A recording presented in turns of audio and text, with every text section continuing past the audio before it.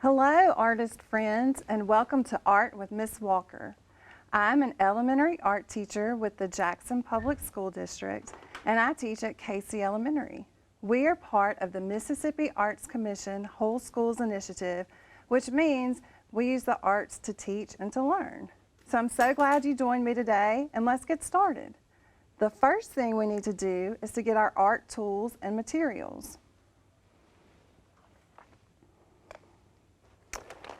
All right, so I would suggest if you could maybe find a box or a sack or somewhere special in your house to keep all of your art supplies. That way, whenever you want to create, you have all your materials ready to go. So in my box, you can see what I have. And today, if you have watercolors, we will need those. If you have markers or crayons, you will want to use those. I'm going to get my crayons today. Okay. And then if you have a sponge, now this is just like a sponge that you clean the dishes with, and all I did was cut off just the end piece of the sponge. You could also use a cotton ball. You could use a paper towel. Anything that you can think of that you could use. Use your imagination and see what you can come up with. And then a cup of water. Okay. So as you're getting your art tools together, make sure you have some paper too. You could have just regular copy paper, plain paper. You might have different colored construction paper. Maybe you have something that's already written on the front. Well, guess what? You can turn it over and use the back. And you can always color your paper, your plain paper, and you can color it any color you want to. So I'm going to give you just a minute more to get your art tools together. And as you're doing that, I want to tell you about this. This says My Portfolio. This is a place where artists keep their work. It's called a portfolio. And I made mine. I just took some paper, I folded it, and I cut out letters from a magazine. You could decorate this any way you want to. But this is just a spot where artists keep their work. And it's called a what? Portfolio. Good. All right, so hopefully you have your supplies together. And the first thing I want us to do is I want you to know that you are an artist. In fact, I want you to say, I'm an artist. You can say it better than that. Good, that's right. You are an artist. You are not a cookie cutter. Do you know what cookie cutters do? Yeah, they cut out the same shape over and over and over. And we're not cookie cutters. We're what? Artists. Very good. So use your creativity. If you don't have the tools that I have, use your creativity and find what you have to work with around your house. Now, art is not just about making. As artists, we go through a creative process. So let's look at that process. We investigate. Can you say that word? Investigate. Good. That means we're going to look. Imagine. Can you say that? Imagine. That's right. That's the part of our brain where we're going to use our creativity and think about things. Then, create. Create. That's when we actually make things. And then we also reflect. Can you say reflect? Good. Now, maybe when we're working and we're creating, we might stop and reflect on our work and think, this isn't really working the way I want it to. Or I need to fill out this empty white space. So that's when we go back and we imagine and we create. And then we might reflect when we get finished and think, where do I want to put this? Can I hang it on my wall or my refrigerator? And at the end, I'll tell you some ways that you can share your art with us because we would love to see it. So this is the process that we go through as artists. Now, do you like to play with blocks? I love to play with blocks. So we can all have the same blocks and we can build different things. Well, with art, our blocks are called the elements of art. So these are our building blocks for art. We have line, shape, color, form, space, value, and texture. So these are our building blocks, and we'll talk about these throughout our lesson. All right, so you ready to investigate? All right, so let's look at some slides. Today I want us to investigate a particular art style and art movement.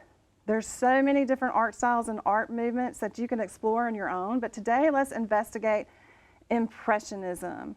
Can you say Impressionism? Very good. So Impressionism was very different at the time. They were not worried about making art look real and making it look like a photograph. They wanted to just kind of give you the impression more so of the light. So a lot of it looks kind of blurry. And have you ever noticed how the light looks different at different times of day? Look out of your window right now and notice the light. Then tonight or this evening, look out and see how the light has changed. You can also notice that the light changes in different seasons. So let's look at some. Look at these pictures. Can you tell by the light which one is summer?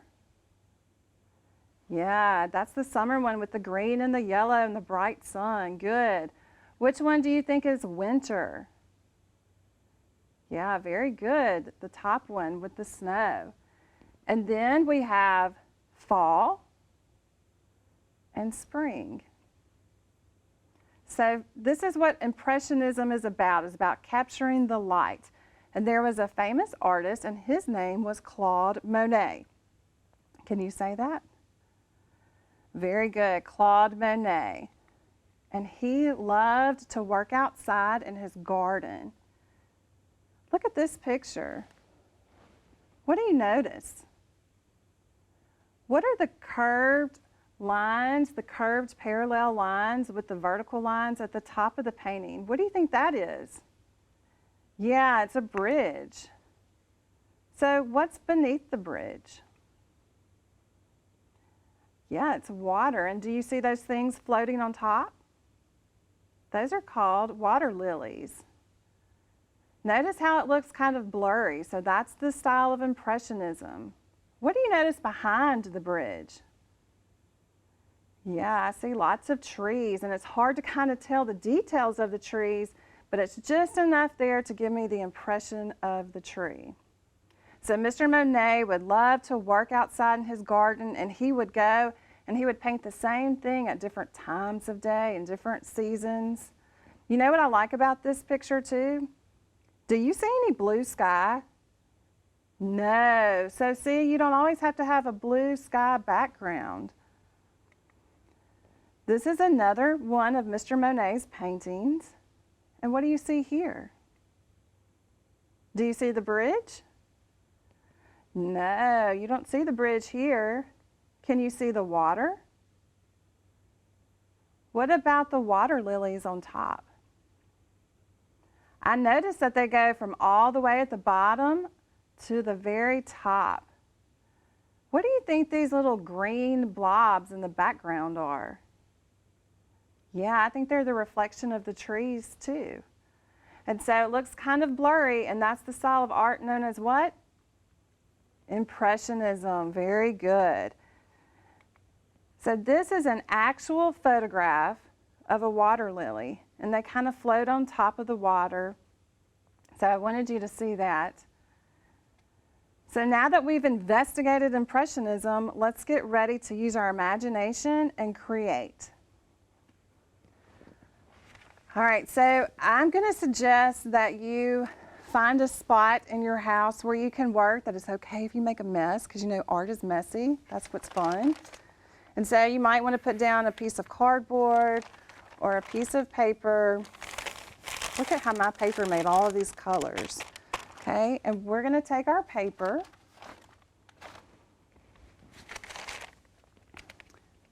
We're going to take our paper and we're going to take some water and some watercolors. Now, when you hear the word watercolors, do you hear two words? Yes, water and color. Good. So if they're watercolors, we have to add some water. So I'm going to take my sponge. Remember, you are an artist. So if you don't have a sponge, use your creativity and use what you have around your house. Okay, so I'm going to take some water and I'm just going to go ahead and put a couple of dots of water on my colors. We want them to be juicy like Kool-Aid. Okay. Now, we want to experiment with the style of Impressionism. And today I want us to use our imagination and I want us to pretend like we are at Mr. Monet's garden. So use your imagination and think about what you see. We're also thinking about that blurry style. Okay, so to get that blurry style, we're going to use our sponge and our watercolors, and we're going to dab. Do you know how to dab? Yeah, you know how to do the dance move for the dab? Well, we're going to do that with our paint. So I'm just going to put a little bit on my sponge, and then I'm just going to dab on my paper, kind of down and up. And right now it looks really watery. So I could add more paint. And I'm just dabbing my paper. Okay, and we saw other colors mixed in there.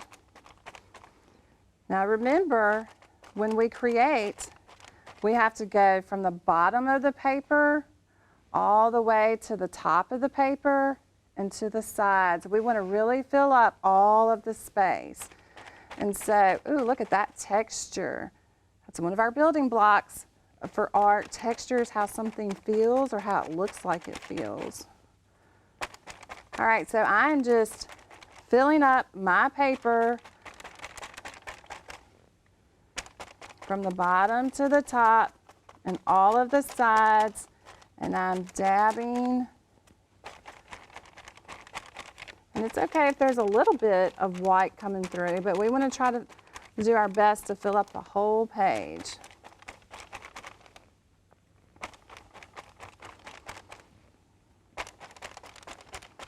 Just filling up all of that space. Now, part of being an artist is reflecting, so you have to stop and you have to look and think when you're done, when you have enough. What do you think would happen if you kept on painting over and over and over and over in the same spot? Yeah, your paper's going to rip. All right, very good. So I think that's enough. So I'm going to stop right there. Okay. And I'm just going to kind of let it dry. So I might just kind of move it to the side for a minute to think about letting it dry. Now remember, I want you to use your imagination and think about being in Mr. Monet's garden. So think about what kind of things you would see in his water garden. I have some examples from some of my artist friends to show you. Okay, what do you notice right here? This is from my artist friend Wyatt. Can you see the blurry style and the bridge? What about the water lily?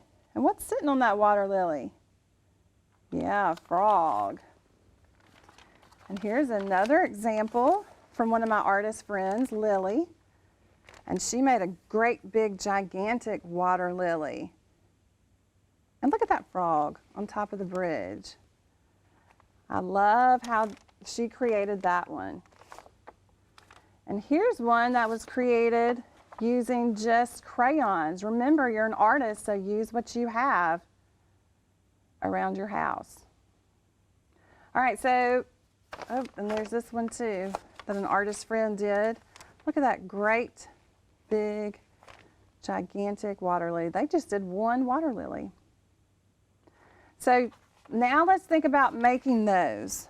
So I have some paper. My paper's to the side, so I'm going to use just some different paper. This is when you can use your color paper or anything really that you have. I'm going to use this paper. This paper is left over from another project that I did because as artists we love to save stuff.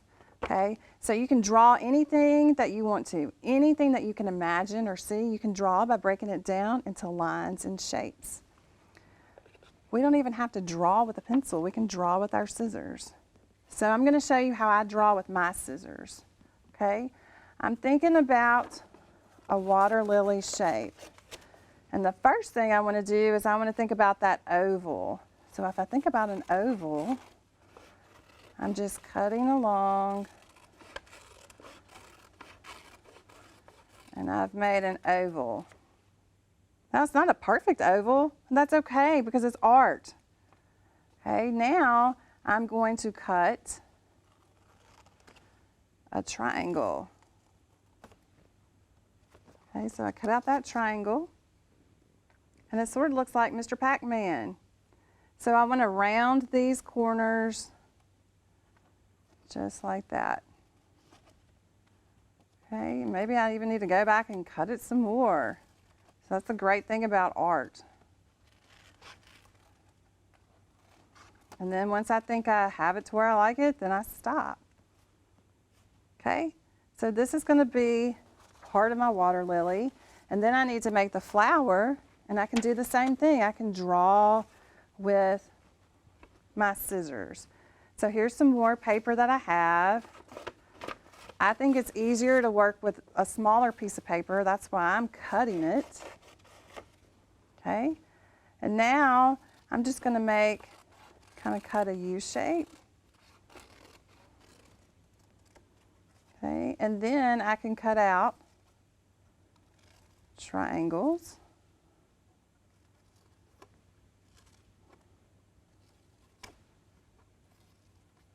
Okay, and then there I have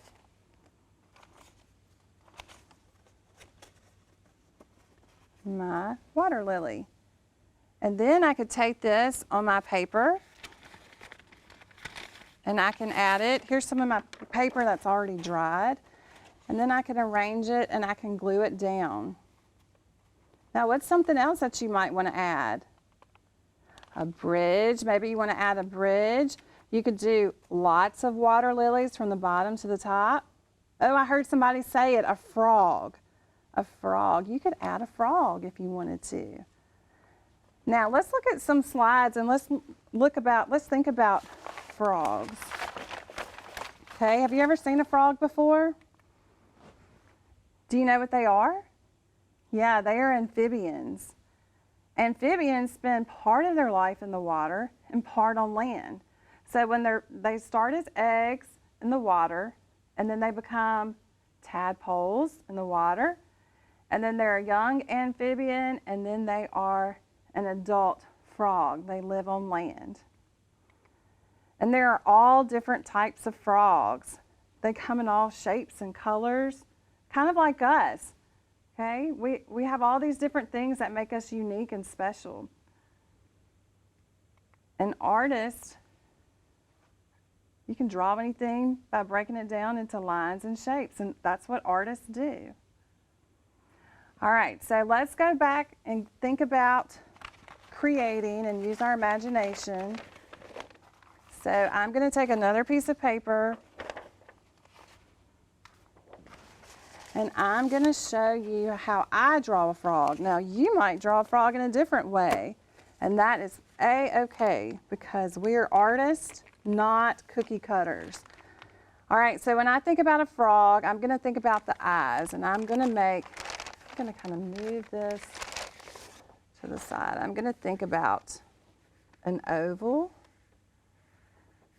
and another oval. Okay, maybe another and another. Then I'm going to think about starting a circle. And I don't put the line through the eyes. I'm going to pretend like it goes there, and I'm just going to come on around. This is a big fat frog. Okay, uh-oh, look. It's not a perfect line, but that's okay. Then I'm going to think about the letter C. So I could do a C on the side and a backward C. Then I can think about adding a W with another little loop. So W with the loop. A W with a loop. And of course I want him smiling because he's in Mr. Monet's garden. And then I could color him in. And you know what? I might decide, I don't like that frog. So guess what? I can draw again. Okay, 2 ovals. Color. And thinking about adding the circle. What's next? Yeah, the letter C. And then a backward C. A W with an extra loop-de-loo. And a W with an extra loop-de-loo. Okay, and then you could always color him and cut him out. And that's just the way, one way to draw a frog, but I know that you could find another way to draw a frog. And then you can just cut him out and you can add him to your Monet-inspired picture. So I want you to keep on creating. When you finish, ask a grown-up if they can take a picture, and they can go to Facebook.com and go to MPB Education, like that page, and then you can post your photo of your art, and you can post it with the hashtag MPB ArtSmart, MPB Artist Friends, and MPB Classroom TV. So ask a grown-up if they can do that for you, because we would love to see your art. I wanted to take time to thank Core Knowledge Foundations, the Art Institute of Chicago, and the Smithsonian for providing open access images for us to look at today. But most importantly, I wanted to thank you. Thank you so much for showing up. Thank you for being an artist. Thank you for being creative.